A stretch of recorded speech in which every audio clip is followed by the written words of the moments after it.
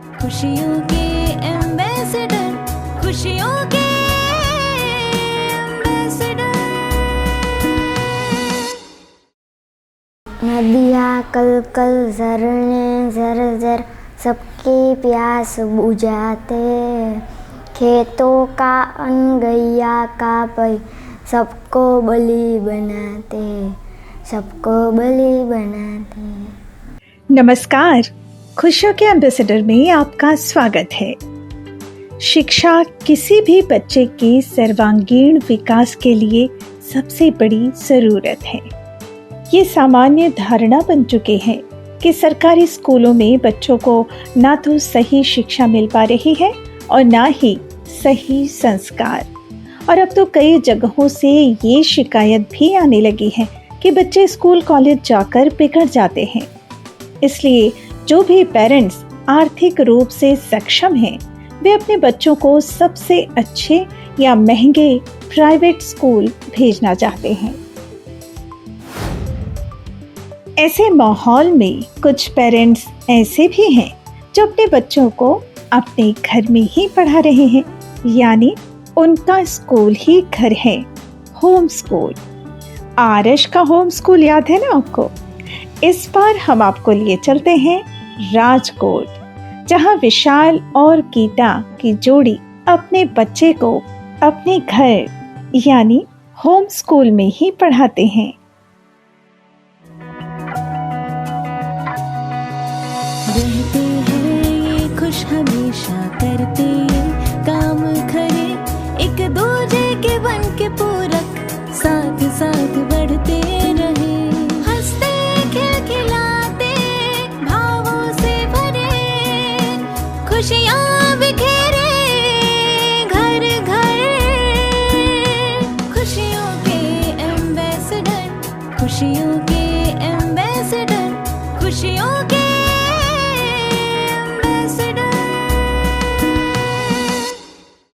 विशाल भाई यूं तो राजकोट की आत्मी यूनिवर्सिटी में मैकेनिकल इंजीनियरिंग के लेक्चरर हैं, लेकिन उन्होंने शिक्षण को अपना करियर बनाने का फैसला बहुत सारा अध्ययन करने के बाद लिया था और अब उनके अध्ययन में स्थिरता आ गई है।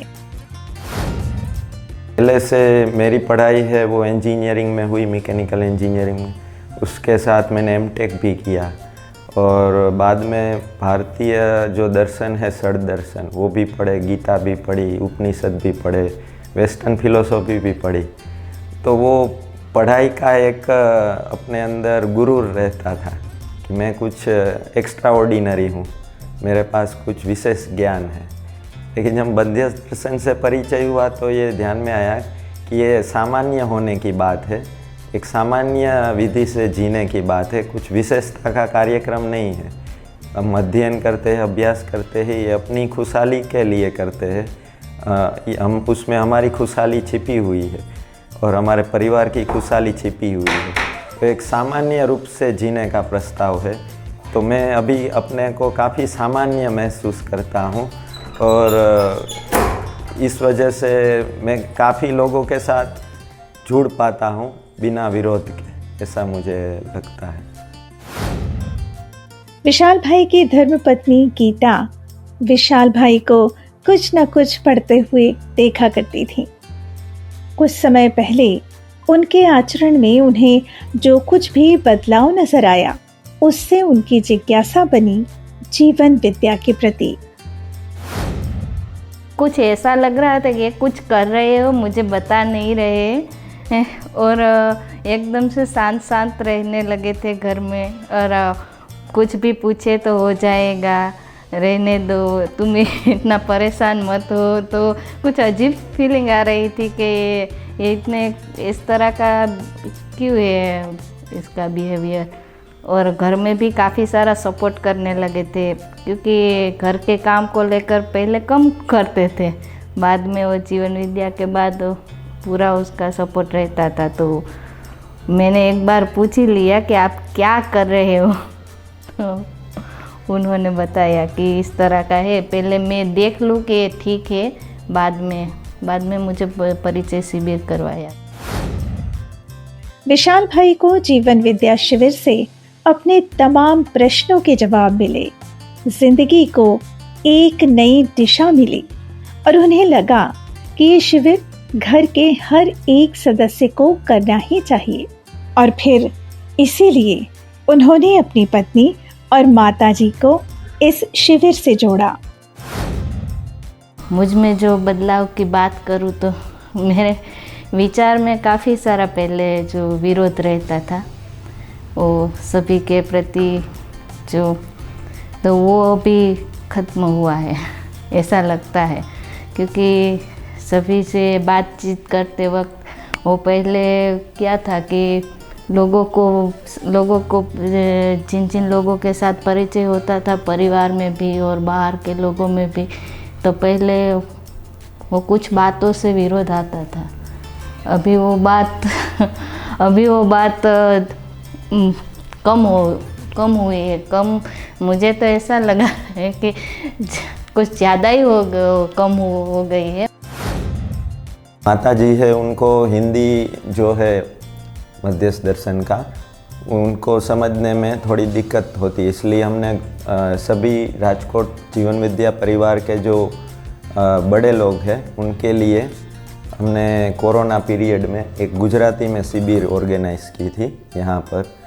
तो उनमें माता जी का जुड़ना भी हुआ और लगातार परिवार में कभी कभी जो प्रबोधकों के परिचय शिविर से रिलेटेड वीडियो होते हैं या तो बाबा जी के ऑडियो वीडियो है वो हम स्पीकर पर प्ले करते हैं और सब कभी कभी सुनते रहते हैं। तो उसमें माता जी को भी रुचि है कि ये अच्छी बात है। સન્માન આચરણ એ બધા જે હતા ને એ મુજે સારું લાગ્યું કે કોઈ વ્યક્તિ સાથે કોઈ આચરણ હોય તો એમ કે સારું લાગે ને, એમ કે સન્માન છે कि मैं किसी का सम्मान करती हूँ तो वो आप मेरा सम्मान हो जाएगा। और मैं बचपन से लेकर खूब सम्मान मिला है मुझे, એટલે मुझे सम्मान की बहुत अपेक्षा है कि तो मैं समझ गई कि मैं किसका सम्मान करूँगी तो मेरा सम्मान आप हो जाएगा। शुरुआत में घर में संघर्ष होता था, खूब होता था, પછી मैं समझ गई कि मैं सबको सम्मान करती हो तो मेरा भी सम्मान हो। इसलिए मुझे परिवार में इतना तो कि आनंद मिलता है। मध्यस्थ दर्शन का अध्ययन पूरा करने के बाद आज विशाल भाई के परिवार में खुशहाली का माहौल है, जिसे बताते हुए उनकी पत्नी गीता बहुत खुश नजर आती हैं। पहले तो झगड़े होते थे तो ये एकदम से जो विरोध वाला जो पार्ट है वो ख़त्म ही नहीं होता। काफ़ी दिनों तक वो एक दिन के लिए तो था ही झगड़ा, वो तो है, मगर 2-3 दिन के लिए वो मन में से वो निकलने की वो बात निकलती ही नहीं थी कि वो व्यक्ति के साथ बहुत विरोध आ जाता था। ऐसी थी स्थिति। अब ना कि 1-2 साल से तो मुझे पता नहीं झगड़ा हुआ है हमारे घर में, हुआ ही नहीं है। हमारे दो के अब परिवार में किसी के बीच में नहीं हुआ है।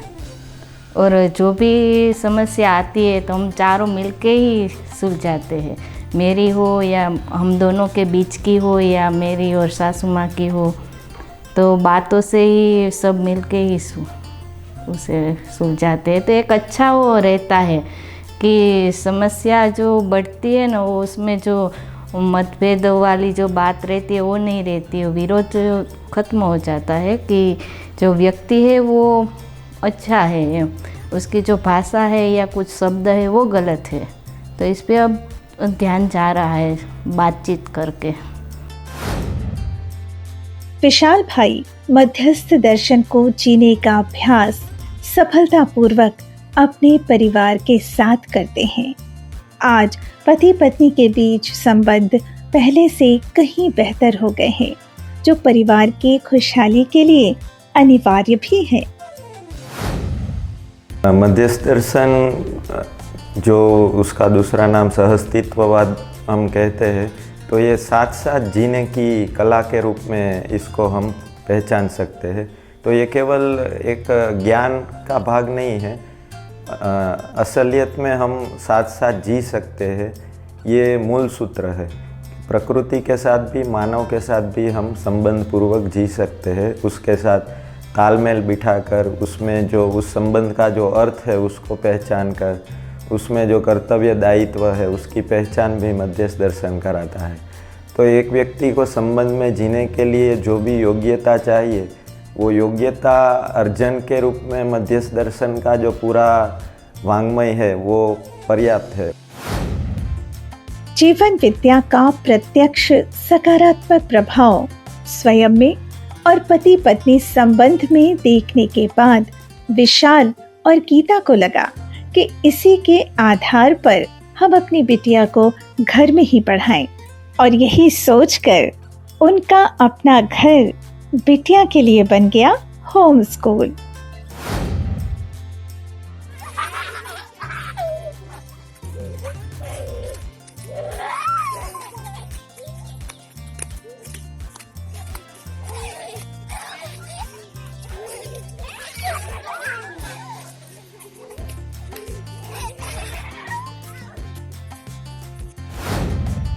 मेरी जो बेटी है उनको भी चेतना विकास मूल्य शिक्षा का जो अभ्यासक्रम है वो थोड़ा थोड़ा देने का प्रयास किया है। हम होम स्कूलिंग दे रहे हैं, अभी वो 5वीं में आई है, तो एक प्रयास रहा है पहले से ही कि मूल्य शिक्षा है वो उनमें जाए।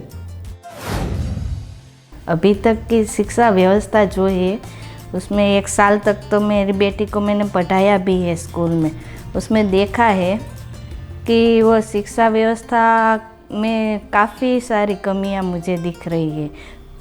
काफ़ी पुस्तकों में रहती हो और कुछ है जो है पढ़ाने वाला है उसमें रहती है, तो जो बात बच्चों तक जानी चाहिए ना वो नहीं हो पाती थी। तो उस वजह से हमने निर्णय लिया कि इसे घर में ही पढ़ाए और जीवन विद्या ही पढ़ाए। तो मुझे ऐसा लगता है कि यही शिक्षा से हम दे पाएंगे, क्योंकि अभी हम व्यवस्था भी ऐसी सोच रही है। परिवार के लोग कहते हैं गीता तुम्हारे स्वभाव में काफ़ी सारे बदलाव आए हैं, और दूसरी बात ये है कि वो अपने में ही इतनी खुशियाँ मिलती है कि ऐसा लगता है काफ़ी सारे निर्णय लेने में भी मुझे अच्छा लग रहा है। अभी वो दिक्कत नहीं होती है परिवार में या समाज में। या मेरी बेटी को मैं होम स्कूलिंग करा रही हूँ तो उसे पढ़ाने में भी तो काफ़ी सारी परेशानी पहले रहती थी कि घर में पढ़ाना है तो कैसे, वो बच्चों को डांटना वगैरह वो सब बातों में अभी काफ़ी सारे कम हो गया है वो पहले की स्थिति देखे तो। मध्यस्थ दर्शन को अपने घर में जीने का अभ्यास करते हुए और होम स्कूल चलाते हुए अब विशाल जी और गीता जी जिस निष्कर्ष पर पहुंचे हैं वो सचमुच प्रेरणादायी है। बच्चों को ना बाल भवन में यहाँ पे है तो पढ़ाने के लिए जाती थी, ऐसे ही कुछ फीस नहीं लेती थी। वहाँ पे 25 के जितने बच्चे थे तो पढ़ाने के लिए मैं वहाँ पे जाती थी फ्री में ही। तो काफ़ी बार ऐसा विचार आया, मेरे मन में ऐसी सोच बनी थी कि मैं मुफ्त में पढ़ा रही हूँ। ऐसा कभी सोच ही नहीं थी कि उन लोगों ने मुझ पे भरोसा करके अपना बच्चे को मेरे हवाले किया है, तो वो कृतज्ञता वाला पार्ट जो है ना वो नहीं बन पा रहा था। अब जो है कि वो धीरे धीरे इस जीवन विद्या से जुड़ने के बाद अब मुझे यहाँ पे घर पे भी बच्चों को पढ़ाती हूँ, तो अब वो कृतज्ञता वाला पार्ट जो है मुझे दिखाई दे रहा है। परिवार के लोगों में भी मेरे हस्बैंड ने जो भी सपोर्ट किया है वो भी, मेरी बेटी भी जो करती है, और बाहर के लोगों से भी जो भी मिल रहा है उसमें ना अब मुझे ऐसा लग रहा है कि वो सहयोग दिखने पर वो कृतज्ञता वाली बात बन रही है। पहले तो ऐसा था कि मैं मुफ्त में करा रही हूँ या फिर मैं कुछ कर रही हूँ, वो सामने वाले का जो सपोर्ट मिलता था उस पर नज़र नहीं जाती थी। ये मेरी गीता है उसको पढ़ाती है तो मैं इसके मदद करती हूँ, दोपहर की रसोई बना देती हूँ इसके। એટલે मुझे આનંદ मिलता है। पहले से मैं એમ થતી હતી કે થોડાક અધૂરાપણ લાગતા था, पर सब હવે तो एक परिवार मुझको मिल गया है। तो ये रहे विशाल भैया और गीता दीदी, जिनकी 3 पीढ़ियां मिलकर प्रमाणित कर रही हैं कि खुशियों के साथ सदा सदा रहा जा सकता है। तो बने रहिए हमारे साथ और हमारे चैनल को सब्सक्राइब कर लीजिए और हाँ, बेल आइकॉन प्रेस करना ना भूलिएगा। तो फिर मिलते हैं अगले सप्ताह इसी दिन इसी समय। तब तक के लिए नमस्कार।